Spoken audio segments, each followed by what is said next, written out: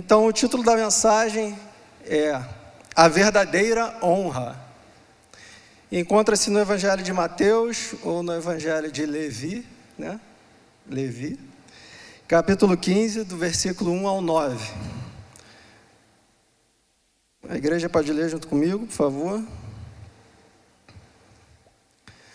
E então alguns fariseus e mestres da lei, vindos de Jerusalém, foram a Jesus e perguntaram: por que os seus discípulos transgridem a tradição dos líderes religiosos, pois não lavam as mãos antes de comer? Respondeu Jesus: e por que vocês transgridem o mandamento de Deus, por causa da tradição de vocês? Pois Deus disse: honra teu pai e tua mãe, e quem amaldiçoar seu pai ou sua mãe, terá que ser executado. Mas vocês afirmam que, se alguém disser ao pai ou à mãe: qualquer ajuda que eu poderia dar, já dediquei a Deus como oferta, não está mais obrigado a sustentar seu pai. Assim, por causa da sua tradição, vocês anulam a palavra de Deus. Hipócritas, bem profetizou Isaías acerca de vocês, dizendo: este povo me honra com os lábios, mas o seu coração está longe de mim. Em vão vocês me adoram. Seus ensinamentos não passam de regras ensinadas por homens. Senhor, te agradeço pela oportunidade de estar aqui, Senhor, mas como eu queria que teria sido diferente essa palavra, Senhor. Senhor, que o Senhor possa falar através da minha vida e que o Senhor venha a trabalhar o coração daqueles que aqui estão, dessa juventude que precisa ser confrontada para aprender, assim mesmo comigo, Senhor. Creio que essa palavra, ela falou primeiro ao meu coração e eu vou estar transmitindo à sua igreja, Pai. Em nome de Jesus, amém. Irmãos, vou passar um pouco do contexto. Eu gosto de explicar o texto para você entender o contexto, o que estava acontecendo naquela época. O Evangelho de Mateus, ou de Levi, foi escrito aos judeus, também denominado um dos evangelhos sinóticos, assim como Mateus, Marcos e Lucas. São evangelhos que contam como se fosse uma sinopse da vida de Jesus, tá? Eles têm muitas passagens que se repetem nesses evangelhos, então eles foram denominados evangelhos sinóticos. E o Evangelho de Mateus, ele vai trazer muito esse confronto entre os fariseus e Jesus Cristo. Assim como o ministério de Jesus ia crescendo, esses confrontos iam acontecendo cada vez mais. Existiam em Israel, naquela época, vários grupos religiosos, que você vai encontrar na sua leitura bíblica normalmente. Os fariseus, os saduceus, os samaritanos, os herodianos, os zelotes. E cada um deles tinha uma característica. O fariseu, eles eram elite de Jerusalém, de Israel. Era um povo elitista, que não se misturava com o povo. Eles se achavam superiores ao povo. Cobravam uma rigorosa lei deles. E uma rigorosa lei, uma lei cega, e a prática dessa lei. Os escribas, eles monopolizavam a interpretação da lei, a interpretação da palavra de Deus. E os seus ensinamentos excediam os do próprio Deus. Irmãos, a gente vê aqui que conforme o ministério de Jesus avançava, confrontos se levantavam. Nessa situação, no versículo 1, a gente vai ver que essa oposição, ela começa a crescer em intensidade na vida de Jesus, sendo que dois grupos se unem para ir contra Jesus. O capítulo 1, o versículo 1, na verdade, ele vai dizer aqui: então alguns fariseus e mestres da lei. Então são dois grupos que vieram de Jerusalém. O texto nos traz uma importância: vieram de Jerusalém. Por quê? não eram mais das regiões vizinhas, não eram aqueles religiosos que debatiam com o Senhor, questionavam o Senhor. Eles vieram de Jerusalém. Ele traz um peso. Eles eram da nata, da classe lá de cima. Poxa, o que está acontecendo aí? Quem é esse cara? Vamos lá. Então, a mensagem de Jesus, o ministério de Jesus, já chegou lá nos caras lá de cima da religião. E aí eles fazem a seguinte pergunta para Jesus: por que os seus discípulos transgridem a tradição dos líderes religiosos, pois não lavam as mãos antes de comer? E aí, você tem que entender aqui comigo o que acontecia na tradição. O que era a tradição? A tradição nada mais era, na verdade, que a lei de Moisés. Só que essa lei, o decálogo, passado lá no monte, para o povo, as tábuas da lei, elas eram uma lei, na verdade, uma tradição oral do povo de Israel. E nessa tradição oral, eles tinham o costume de repetir essa tradição. Como eles ensinavam nas sinagogas? Através da repetição. Então, essa lei oral, ela era responsável pelos preceitos, pelas leis que vinham. Só que tem mais uma coisa: essa tradição oral, ela vinha comentada pelos rabinos da época. Então não era somente a lei de Deus, ela tinha comentários de grandes rabinos da época. Que mais tarde essa tradição oral ela vai se tornar a Mishnah, que é um livro dos judeus, das leis dos judeus, que se chama Mishnah, na verdade é repetição. Então é uma repetição da lei. E na verdade mais tarde, essa tradição oral, ela vai ser escrita e vai se transformar nessa Mishnah, através de um rabino chamado Geruda, no ano aproximadamente 200 depois de Cristo. Enquanto isso, a lei era passada oralmente. E como a gente viu anteriormente, os escribas, eles eram um grupo que detinham e monopolizavam a interpretação da palavra de Deus. A gente viu que os seus ensinamentos excediam os do próprio Deus. A gente vai ver nos versículos mais abaixo que eles imputavam um fardo muito pesado sobre o povo. O capítulo 23, ele vai dizer para a gente que os mestres da lei e os fariseus se assentam na cadeira de Moisés. Jesus fala: olha, os mestres da lei e os fariseus, eles se assentam na cadeira de Moisés. Obedeçam-lhes, façam tudo o que eles dizem a vocês, mas não façam o que eles fazem, pois não praticam o que pregam. Eles atam fardos pesados e os colocam sobre os ombros dos homens, mas eles mesmos não estão dispostos a levantar um só dedo para movê-los. Irmãos, o que a gente tem vivido e o que a gente tem visto nas redes sociais, no nosso dia a dia, são preceitos de homens, são tradições que que estão adentrando as igrejas e que as pessoas estão levando essas tradições para as suas vidas.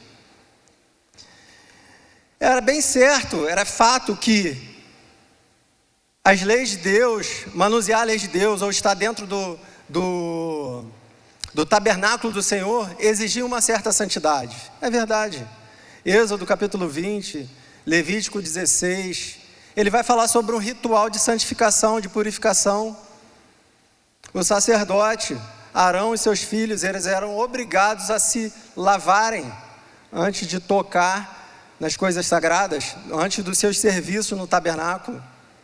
Só que em momento nenhum, a lei do Senhor diz que isso estendia ao povo, que todos deveriam lavar as mãos após as refeições, antes das refeições.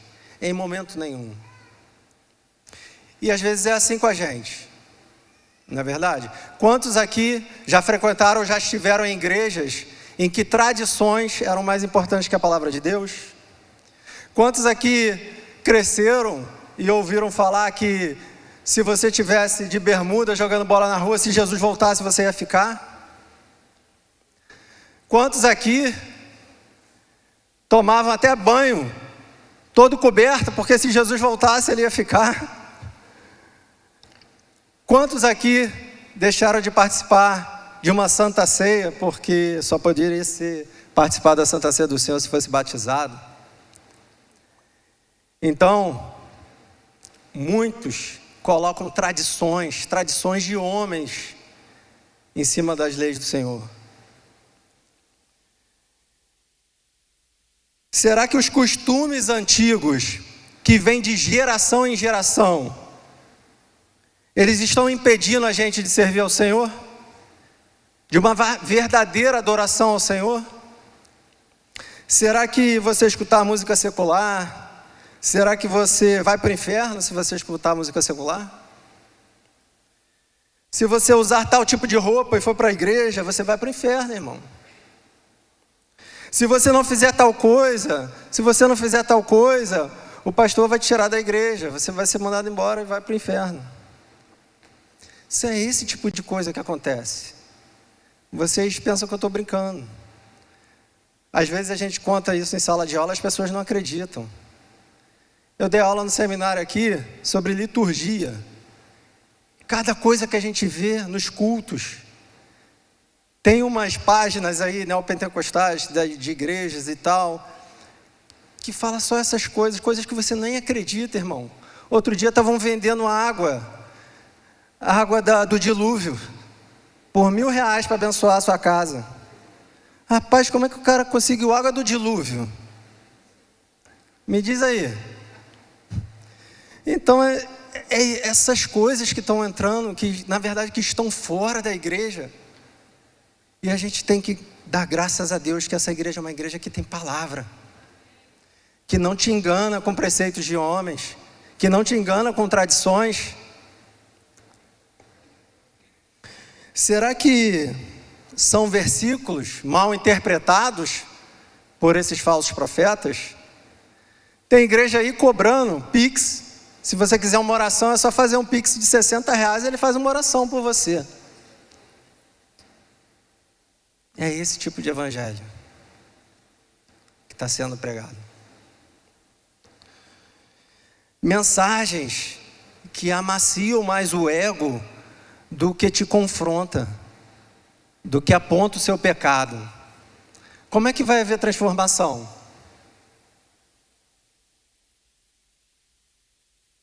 Capítulo 3 continua, versículo 3. Respondeu Jesus: e por que vocês transgridem o mandamento de Deus por causa da tradição de vocês? Jesus responde com outra pergunta. Vem cá, vocês estão me acusando, mas por que vocês transgridem também? E pior, a lei de Deus, não são tradições de homens. Pois Deus disse: honra teu pai e tua mãe, e quem amaldiçoar seu pai ou sua mãe terá que ser executado. Mas vocês afirmam que se alguém disser ao pai ou à mãe: qualquer ajuda que eu poderia dar, já dediquei a Deus como oferta. Não está mais obrigado a sustentar seu pai. Assim, por causa da sua tradição, vocês anulam a palavra de Deus. Eu fui perguntado na EBD, desde o que é honra? É diferente de obediência? É. Honrar é diferente de obedecer. Obedecer é um fato externo, você obedece com atos externos. Honrar, você honra no seu interior essa pessoa. Honrar significa mais que obedecer, é uma atitude muito maior. Honrar implica em amar, ter autoestima, demonstrar respeito e consideração àquela pessoa. Essa lei da tradição, ou da halakha judaica, ou chamada como lei de Corban, nada mais é que todo filho tem que honrar seu pai e sua mãe.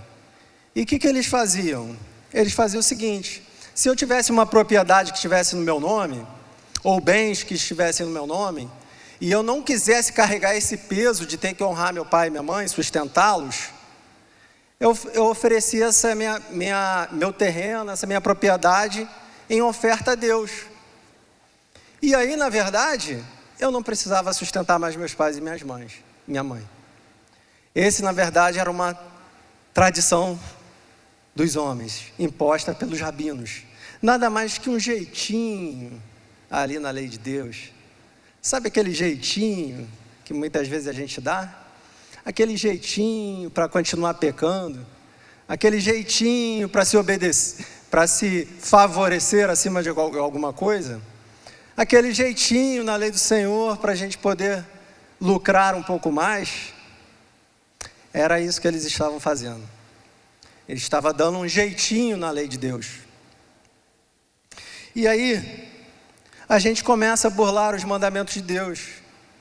E aí, começa a dizer aí fora que não tem problema mais nenhum adulterar. Gente, isso aí era só uma vontade dele. Não tem mais problema ele ter desejos homossexuais ou desejos de de pedofilia. É só ele tem um amor a outra coisa, ele deseja outra coisa. Então é isso que tem acontecido nos dias de hoje. As pessoas estão amando outras coisas a mais que a palavra de Deus. E os pastores estão deixando de falar sobre o pecado. Estão deixando de acusar sobre o pecado. Dizendo, não tem nada a ver. Isso aí não tem nada a ver. Tem muita gente aí anulando a palavra de Deus com tradições, com religião. Jesus acusa os fariseus de anularem a palavra de Deus. Ora, o que é a tradição dos homens perto dos mandamentos de Deus? Você e eu temos que nos livrar de não cumprir a palavra de Deus. Por quê? Se você arrumar um jeitinho, quiser se livrar de não cumprir a palavra de Deus, você vai contra o Senhor, vivendo uma religião de aparência, onde a parte externa importa mais do que a parte interna. A tradição ou a religião, ela aponta para o nosso exterior.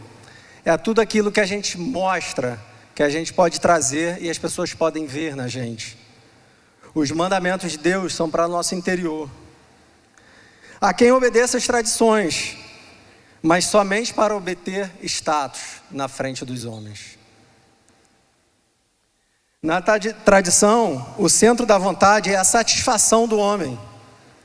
Nos mandamentos de Deus, o centro é a vontade de Deus. Você está vendo a diferença?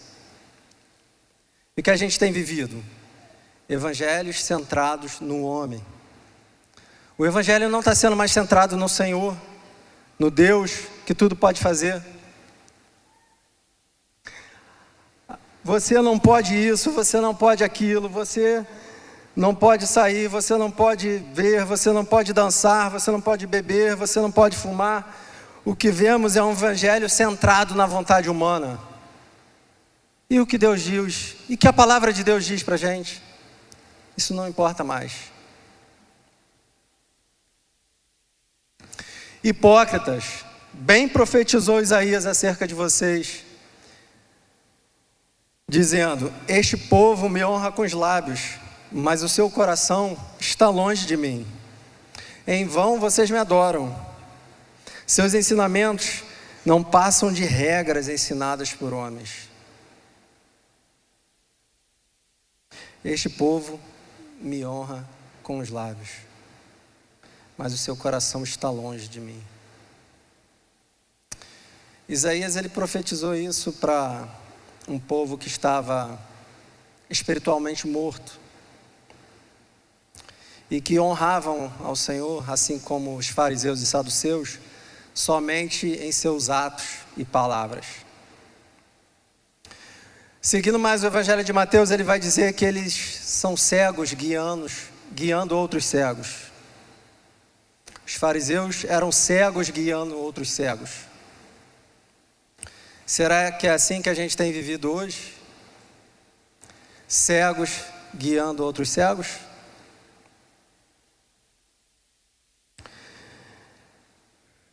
Hipócrita é todo aquele que sabe o que tem que ser feito e não faz. Honram com os lábios, pois louvam e falam sobre a lei do Senhor, mas não vivem a lei do Senhor. Essa semana eu estava vendo, eu postei na verdade no meu Instagram, um vídeo em que um rapaz, ele está andando, acho que na Europa, e ele começa a perguntar a religião das pessoas. E as pessoas falam, qual é a sua religião? Aí a pessoa fala, sou cristão, sou cristão, sou cristão, sou cristão, sou cristão, sou cristão.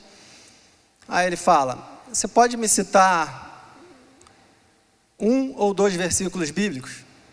Ah, não sei. Ah, agora não. Ah, esqueci. Ah, não sei o quê. Aí depois ele vai e pergunta para outro grupo de jovens. Qual é a religião? Sou muçulmano, sou muçulmano, sou muçulmano, sou muçulmano. Você pode citar um versículo do Alcorão? Todos sabiam um versículo do Alcorão. Irmãos, a gente não tem... O que você tem feito? O que a gente tem feito? A gente não tem se debruçado na lei do Senhor. A gente não tem buscado entendimento na lei do Senhor. Porque a gente tem honrado a Deus com nossos lábios. Mas será que nosso coração está próximo de Deus? Eu me fiz essa pergunta. Essa pergunta não é só para vocês.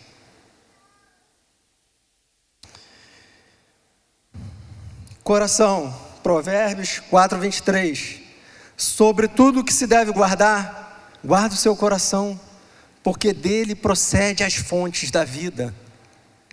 Deus nos pede que traga até Ele um coração quebrantado e contrito. O que é a fé salvadora? É crer de todo coração. Você vê que Deus está falando aqui de interior o tempo todo. Ele não se importa com o seu exterior. Ele quer o seu coração. Ele quer alcançar o seu coração.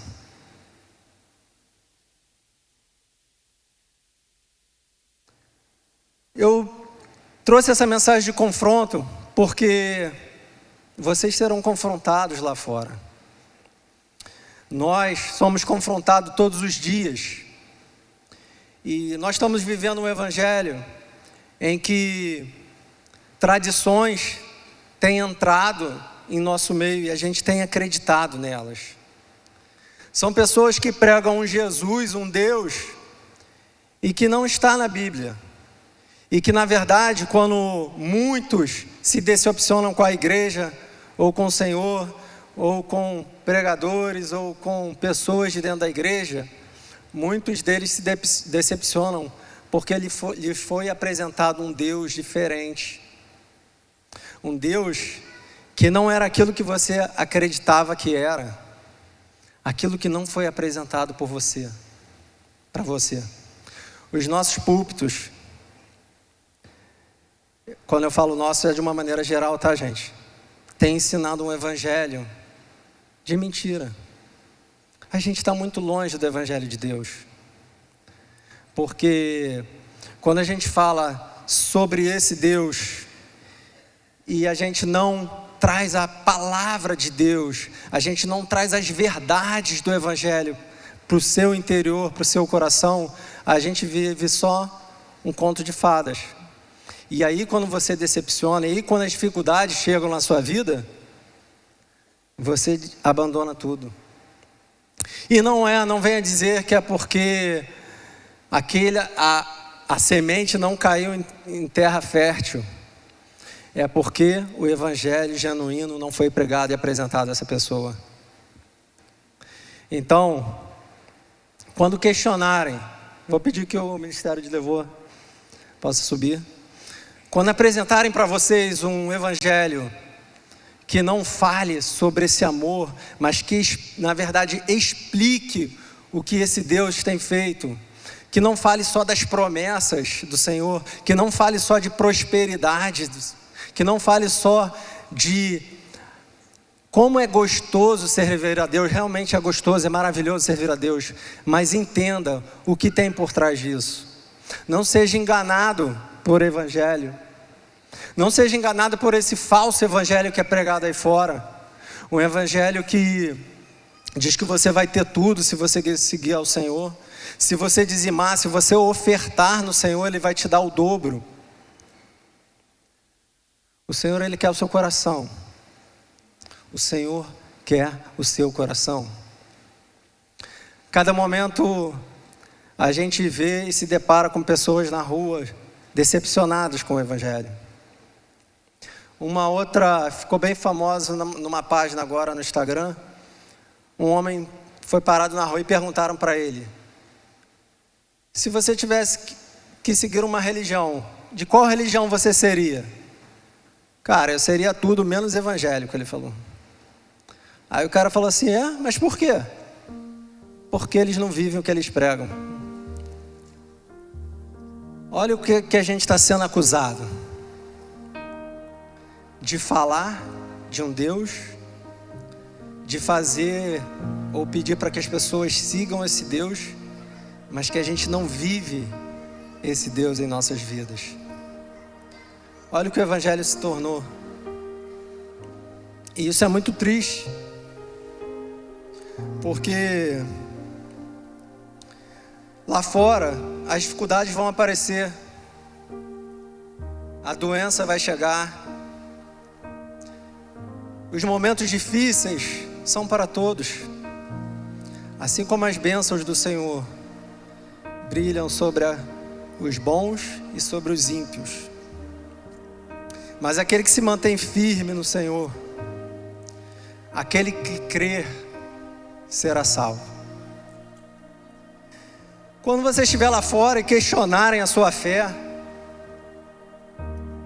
a sua identidade em Cristo tem que estar bem firme no seu coração. Não é por ser religioso que você vai ser salvo, e sim por crer em Jesus Cristo. Tem muita gente fora das igrejas e perto de Cristo. E eu ouso dizer que tem muita gente dentro da igreja e longe do caminho do Senhor. Você, como eu disse anteriormente, não será salvo por não beber, por não dançar, por não fumar, ou até mesmo por frequentar as igrejas todos os dias. Sabe por quê? O seu coração não está aqui, seu coração está longe. Não faça do culto aos domingos apenas mais um programa de domingo. Você vive uma falsa perspectiva de evangelho.